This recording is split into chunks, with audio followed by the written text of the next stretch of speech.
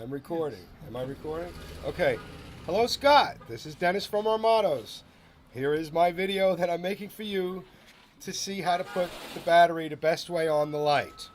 Number one, if you see here where I'm pointing, you have two sets of grooves on the inside of the plate on both sides of the plate. Those grooves are designed to line up with the grooves on your Sony battery. Here and here. The best way to put the battery on the plate is to set the battery on. I'm going to tilt the light a little bit. I have the light sitting face down flat on a flat surface, as you can see. Now, if I pick the light up here to try to get a better angle of the grooves, what I do is I just place the battery right with the grooves on the battery sit right before the groove on the plate. But the pins are not in the front of the battery yet.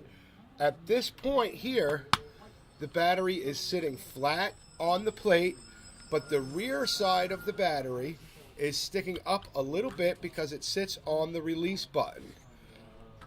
I set the battery to just sit there. With my thumb, I push down on the back side of the battery, which pushes down on the release button, and then just click the battery into place. So it's not a matter of putting the pins in first and then snapping the battery in. So once again, I push the release button in the back to take the battery out. The battery slides right out. So now I just place the battery with the groove, the opening of the groove. If you can see closely here, it's got to sit on the groove, and then when we slide the battery forward, the groove slips into the other part of the groove.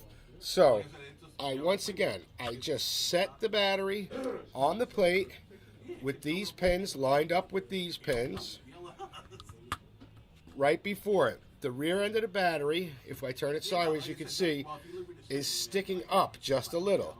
I push the rear end down and slide forward to click right into place. I'm confident once you try this a couple times, you'll see that it is very easy to do.